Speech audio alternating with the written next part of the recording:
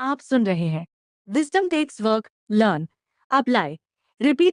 लेखक Ryan Holiday की Hindi audio book summary. ये कहानी है रयान हॉलिडे की किताब विजडम टेक्स वर्क की, जो हमें सिखाती है कि असली समझदारी कोई ऐसी चीज़ नहीं है जो हमें जन्म से मिलती है या जो किताबों के पन्नों में बंद हो जाती है। ये एक ऐसा सफ़र है, एक ऐसी मेहनत है जिसे हमें जीवन भर करते रहना होता है। किताब का नाम ही इसकी पूरी कहानी कह देता है, सीखो, लागू करो, दोहराओ। ये एक ऐसा चक्र है जिसमें हर बार हम थोड़ा और बेहतर, थोड़ा और समझदार बनते जाते हैं। कहानी की शुरुआत एक सवाल से होती है कि आखिर बुद्धि या विजडम है क्या? ये ज्ञान से कैसे अलग है?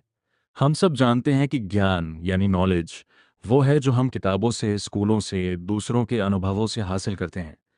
लेकिन रयान हॉलिडे हमें बताते हैं कि केवल ज्ञान होना ही काफ़ी नहीं है। असल में बहुत सारा ज्ञान रखना और फिर भी बेहद मूर्खतापूर्ण काम करना बिल्कुल संभव है। आप किसी भी विषय पर पूरी किताबें रट सकते हैं, लेकिन अगर वह ज्ञान आपके कामों में, आपके फैसलों में नहीं ढलता, तो वो बेकार है। हॉलिडे एक बिल्कुल सीधी और तीखी बात कहते हैं। आप हर स्टोइक सिद्धांत को कंठस्थ कर सकते हैं, लेकिन अगर गुस्से, तनाव या लालच के समय आप उन पर अमल नहीं करते, तो आपके पास बुद्धि नहीं है, बल्कि सिर्फ किताबों की महंगी अलमारी है। तो बुद्धि क्या है? ये ज्ञान को सही समय पर, सही तरीके से, सही काम में बदलने की कला है।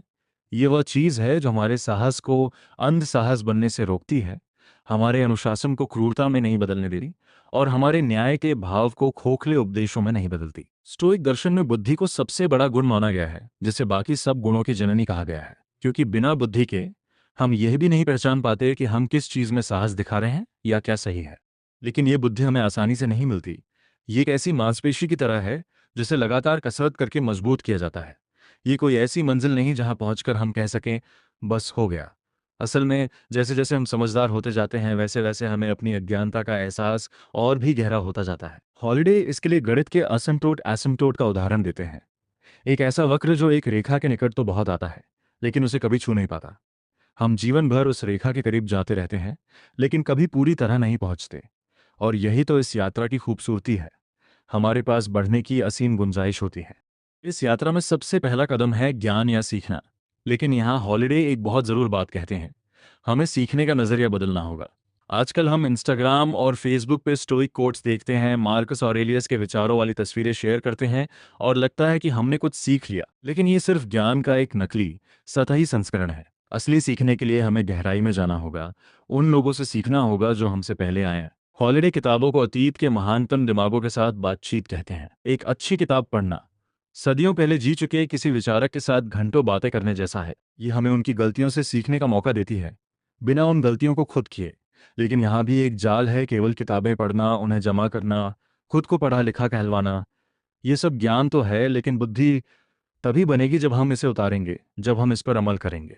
ये से शुरू होता है दूसरा और सबसे कठिन कदम, अप्लाई करना, यानी सीखी हुई बात को अपने जीवन में उतारना। यह वह जगह है जहां अधिकतर लोग असफल होते हैं।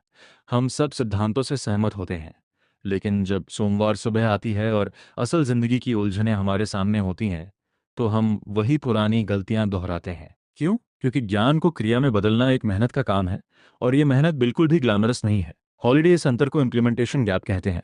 जानने और करने के बीच की ये विशाल खाई ही हमारी प्रगति की सबसे बड़ी दुश्मन है। इस खाई को पाटने के लिए हॉलिडे हमें कुछ बहुत ही व्यावहारिक और ज़मीनी सलाह देते हैं। सबसे पहली सलाह है, अपनी जानकारी का सेवन सीमित करें। आज के दौर में हम सूचनाओं के भंवर में फंसे हैं।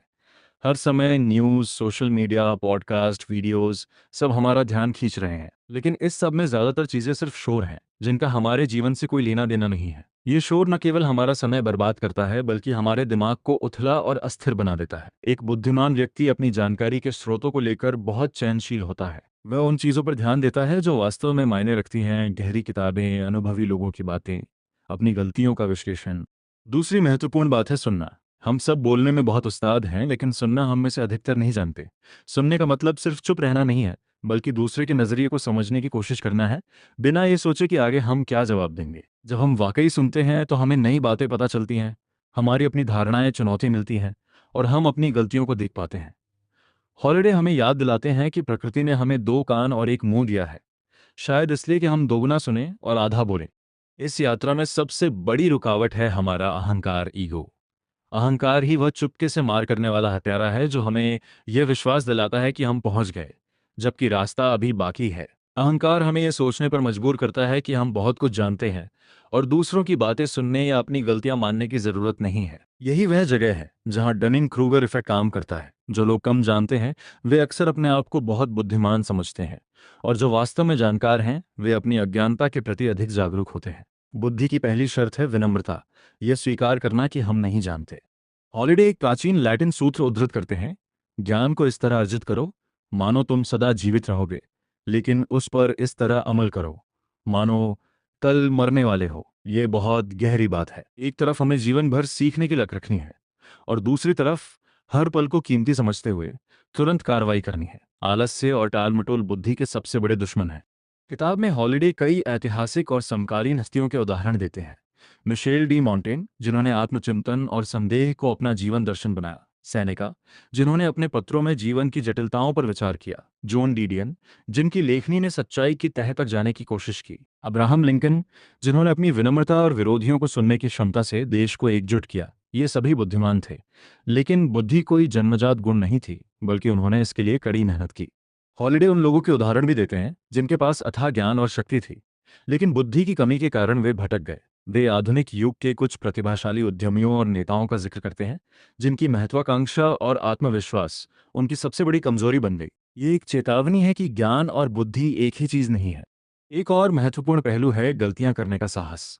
हम एक ऐसे समाज में रहते हैं जो असफलता को बर्दाश्त नहीं करता। राजनेता अपनी गलतियां मानने से कतराते हैं, कंपनियां नाकामयाब प्रोजेक्ट्स को छुपाती हैं, और हम खुद अपनी असफलताओं से इतना डरते हैं कि कुछ नया करने की हिम्मत ही नहीं जुटा पाते। लेकिन हॉलिडे जोर देकर कहते हैं, बुद्धि का निर्माण गलतियों की भट्टी में ही होता है।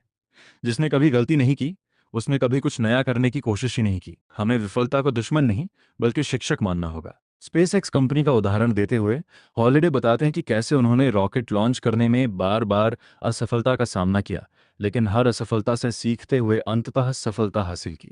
लेकिन केवल गलतियां करना ही काफी नहीं है, हमें अपनी गलतियों पर चिंतन रिफ्लेक्शन करना भी आना चाहिए।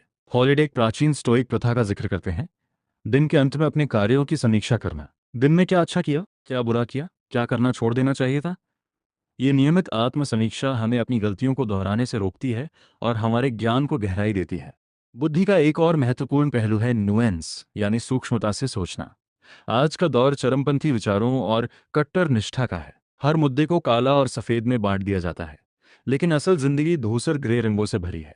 बुद्धिमान व्यक्ति या तो या में नहीं सोचता, बल्कि यह भी और वह भी में सोचता है। वह दूसरे पक्ष के तर्कों को समझने की कोशिश करता है और किसी भी मुद्दे को कई कोणों से देखता है। वह जल्दबाजी में निष्कर्ष नहीं निकालता और अपने विचारों को बदलने में कोई शर्म महसूस नहीं करता। दरअसल अपनी गलतियों को मान लेना और विचार बदल लेना कमजोरी नहीं बल्कि ताकत की निशानी है। हॉलिडे हमें सेकंड ब्रेन बनाने की सलाह भी देते हैं, यानी जो कुछ भी हम सीखते हैं उसे लिखकर रखने की आदत। एक कॉमन प्लेस बुक या डिजिटल नोट्स जहां हम अपने पढ़े हुए महत्वपूर्ण विचारों, उद्धरणों और अपने स्वयं के प्रतिबिंबों को संजो कर रखते हैं। यह हमारा दूसरा दिमाग होता है, जिससे हम कभी भी अपने सीखे हुए पाठों को ताज़ा कर सकते हैं। लेकिन इस सबसे भी बढ़कर हॉलिडे एक बात बार बार दोहराते हैं, बुद्धि कोई निजी संपत्ति नहीं है। एक बुद्धिमान व्यक्ति अपने ज्ञान को दूसरों के साथ बांटता है। वह एक शिक्षक बनता है, क्योंकि जब हम दूसरों को पढ़ाते हैं तो हम स्वयं और अधिक गहराई से समझते हैं। और सबसे महत्वपूर्ण बात, बुद्धिमान व्यक्ति में हास्य बोध होता है। वह खुद पर हंस सकता है, अपनी विसंगतियों को पहचान सकता है और जीवन के नाटक को बहुत गंभीरता से लेने के बजाय हल्केपन से देख सकता है। आखिर में किताब हमें एक आखिरी परीक्षा के बारे में बताती है। जब हम जीवन के अंत के करीब होते हैं तो हमें अपने जीवन का लेखा जोखा देना होता है।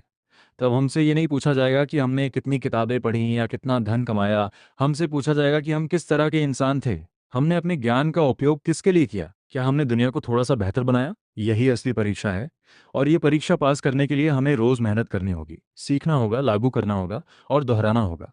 ये एक कभी न खत्म होने वाली यात्रा है, लेकिन यही एकमात्र यात्रा है जो हमें वास्तविक मानवीय सफलता और आत्मसंतुष्टि की ओर ले जाती है।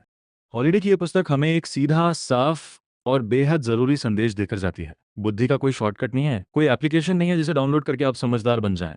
ये कठिन, कभी कभी थकाने वाला, लेकिन अत्यंत फलदायी काम है, और ये काम करने लायक है, क्योंकि अंततः यही वह चीज है जो हमें सिर्फ सफल नहीं बल्कि एक अर्थपूर्ण जीवन जीने योग्य बनाती है। ऐसी ही दिल को छू लेने वाली किताबों से जुड़ने के लिए हमारे चैनल को सब्सक्राइब करें, क्योंकि अच्छी किताबें दिल ही नहीं रूह तक उतर जाती हैं। धन्यवाद।